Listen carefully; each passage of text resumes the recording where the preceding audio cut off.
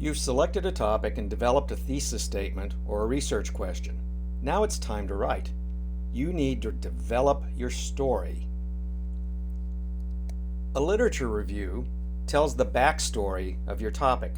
It clarifies the topic, summarizes what we already know about it, tells us where there are discrepancies or holes in that knowledge, identifies what we want to know, and tells us why that topic might be important enough to research. Finally, it suggests what's next. So, you're ready to write, you have a topic, but where will all the information you need come from? Well, we have Google, and of course Google has amazing volumes of information in it, but the veracity of that information may be questionable. You could find good information or you could find poor information on Google. So we're going to stay away from Google. Google is not safe because we risk getting information that's not accurate. And even if we get information that's accurate, we have to work harder to verify that it was accurate. Instead of Google, we're going to use our campus library, the Noel Memorial Library. The library also contains volumes of information, and it benefits us because they've already compiled that into a nice compact area where we can find it more easily if we just know how to use the tools provided to us. It also gives us some very valuable information to help us determine the veracity of the information that we're getting. So using using our library is our approved resource for finding content to write our literature review. Information comes in many forms. Whenever we go out and look for information, we could find things like Wikipedia, we could find Health Magazine or Scientific American Mind, Time Magazine, U.S. News and World Report, teaching, psychological science, educational psychology, the Shreveport Times. All of these are sources of information. But just like making a choice between using Google and using the library, we have to be able to make choices between which of these sources we would consider safe and accurate sources. We need to develop some kind of a classification system by which we can screen data and know exactly what we should or should not do with that data right up front. Here's a typical way that we might look at this. We might divide all of those different resources into three categories: popular press, trade press, and scholarly articles. Popular press is what you buy when you go to Barnes & Noble. Scientific American Mind, Psychology Today, Health Magazine, the Shreveport Times, Time, all of these are written for the general public. All of them are edited, but they're not edited for the veracity of the content as much as they are for their style of writing and their interest. Most of these, if they're having scientific articles in them, will have a science editor who knows something about the facts of science and verifying the truth, but they are just not good single original source documents. You would never cite any of those popular press documents in your scholarly writing. That doesn't mean they're not useful. They are an absolutely wonderful source for ideas. If you pick up Time Magazine, the one that's illustrated in this slide says me, me, me, and it's about the supposed narcissism epidemic. Well, I wouldn't cite any of the authors, I wouldn't cite the article in Time if I was writing a paper on narcissism, but I would be able to find who Time cited. Now, I would be willing to bet that if Time had an article about narcissism, they probably cited Jean Twenge, who is a primary researcher in the field of the emergent generation of narcissism. That serves as a pointer, it's an indicator, it's a flag. It says, don't cite the article in Time, but look at this. This is who Time cited. And if that article that Time cited is scholarly, is peer-reviewed, then that could become a resource. So you can think of these as idea generators, you can think of these as kind of indexes of where the literature exists. but you would not cite them. That center column, as I classify all this information that comes in, is called trade. And trade journals are typically more focused than popular press. They don't have a broad audience. They have a very specific audience. So the Observer that you see there is the trade journal of the Association for Psychological Science. The Observer is not on the racks at Barnes & Noble. The general public doesn't want to read the Observer. That's for people who are psychologists or psychology students. The Observer has articles only on psychology. It also has some advertising and some other things, and it sits in an interesting place because it's one notch above popular press in terms of reporting things that you would cite. All of the information will be about the kinds of topics that you're interested in. All of the information will be vetted to some degree, but it still is primarily a source from which you would find more reliable scholarly work. So I might be reading an article in the Observer and it would cite Carol Dweck, and I would then go get Carol Dweck's work. I wouldn't cite the Observer. So again, what I've gained by going from popular to trade is it's concentrated. It's all about the topic I'm interested in, but I still haven't achieved true scholarly status. It probably has more veracity than the others, but I would still not necessarily cite it. Tucked under that are a couple of images for like Harvard University and Google and Wikipedia. Clearly, these are an area that you're going to be encountering. If you got it from Google, who knows what it is? Everybody can put something on the internet and Google will find all of that. And when it does, it will present it to you as if it's fact.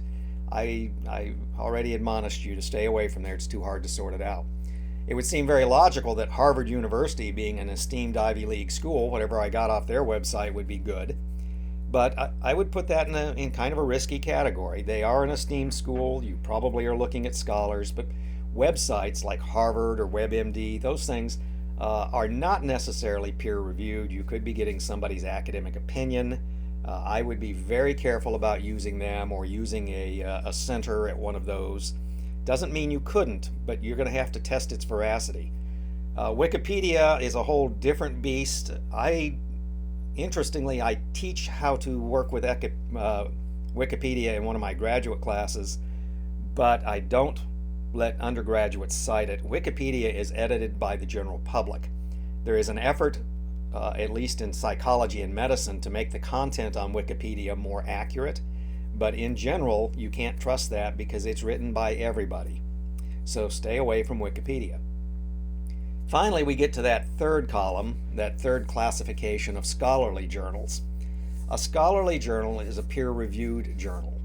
Okay, peer review means that I've written my article, I've submitted it to the journal, they have sent copies out to experts in the field. Those copies have been sent out what's called blind. They take your name and your institution off of it. So the reviewer, who is an expert in the topic that you're writing about, doesn't know if they're reading an article by another expert, by a student, or who wrote the article. So there's a limitation of bias there. It controls the bias, and they review it for accuracy and methodology. And if it's found to be properly conducted, if the methodological component is right, if it's presented correctly, then they will put their seal of approval on it, and the editor at the journal, when they get these multiple copies back, will then accept it as peer-reviewed. Most of the time, things don't get accepted the first time. The reviewers make comments, they send it back, there's a dialogue, and the process makes for better articles. Peer review is not infallible, but it's one of our most powerful tools. So articles in peer-reviewed journals are considered the gold standard for sources of information that we can trust the veracity of, because they have been critically reviewed by experts in the field. They don't get published if they don't stand up, at least most of the time. We have something of a crisis going on, and you could find some interesting articles on it. There are some things that are slipping through. There's also a new kind of fraudulent scholarly journal or at least looks like a scholarly journal out there. These are pay-for-publication journals, and they have all the hallmarks of and look like scholarly journals, but in fact, if you simply pay the publication price, your stuff winds up in there. So this is a deceitful kind of crummy thing that's going on that didn't probably used to occur as frequently. And so now we're going to have to start teaching ourselves and teaching our students how to recognize what's really peer-reviewed and what's really cash-reviewed when it looks scholarly. Scholarly journals are what you're going to find in our library databases, and you're going to be able to tell that because it's going to tell you right in the database that it is peer-reviewed. Now, there are some special cases, and I want to go over those, because when you go to the library, obviously you think about books. Books are a special case when it comes to the veracity of the content. There are two books here. One of them is ADHD Does Not Exist, written by Dr. Richard Saul. Dr. Saul has a position that ADHD is really just a manifestation of the characteristics of lots of other disabilities or disorders, and doesn't really exist in its own right. He's able to put that in a book and put it on the shelf and share it with millions of people because there is no peer review process for books. So we don't automatically know that this book is telling us the truth. I know that's shocking. You're used to thinking, oh, I go get a book. If it's in the book, it's real, it's right, it's honest. But it may not be. Dr. Saul is a medical doctor. That means that he's a learned individual. We would respect his credential. But is Dr. Saul a behavioral specialist, perhaps? I don't know. The way I would evaluate his book would be to look at the references in his book, to find out what he used to arrive at the opinion that ADHD does not exist. So I would not automatically take a book off the shelf and say, here are the facts, and cite that. The other book I've cited or given you here is Thinking Fast and Slow by Daniel Kahneman. Now, Daniel Kahneman is a preeminent psychologist who won a Nobel Prize, so his credential goes a long way that the information in his book is probably accurate, but it's still a book, so I still want to be careful accepting what's in it without vetting the origins of that information, because neither book went through a peer review process. They both went through an editorial process. And an editorial process for books is more about, is it readable, is it interesting, is the grammar correct, than it is about, are the facts correct. So how would I do that? Well, let's look at this next page. This is a page out of the index from Saul's book on ADHD. And when I look at the sources he's citing, I can see that he's citing Wright's Law, which is a advocacy group. I can see that he's citing the Sensory Processing Foundation webpage. I can see that he's citing Time magazine. None of these are good primary sources. Now, there is at least one good primary source in there. I saw it as I went through. The American Journal for Occupational Therapy is cited. So we see a mix, but if we look at that and we kind of evaluate just on this one page, what's the ratio of websites and popular press citations against the number of peer-reviewed citations, I begin to worry that most of this book is kind of his opinion and what he can pull together to prove it. And I've talked about that in class, that when we set out to prove something, we can selectively do that through our own biases. So when you start off with a question and you say, here's what I'm going to say and I'm going to prove it, you have to work very hard to do balanced work and not just to find the things that make your point. Given what Dr. Saul is citing, I'm kind of worried that he's just making his point. I would not cite this book personally. Here is a reference page out of Daniel Kahneman's book, and I would subject it to the identical process that I just discussed with Saul's book. So if we look at what he is citing, we see that he's talking to us about elements from psychological science, the Journal of Decision Making, the Journal of Experimental Psychology, the Journal of, the print's too small to read, But you're getting the idea here. Every one of those I read, and I didn't read them selectively, I just picked a spot on the page and started reading down. They were all peer-reviewed journals. So I would have a great deal more confidence in the content of this book because it's based upon peer-reviewed journals.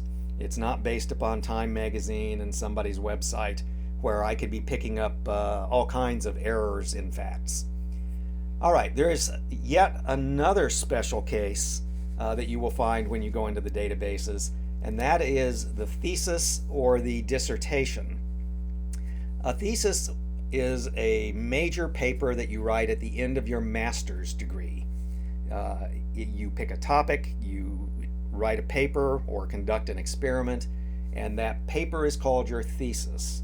You have a committee that approves your topic and supervises your work, and you defend your thesis.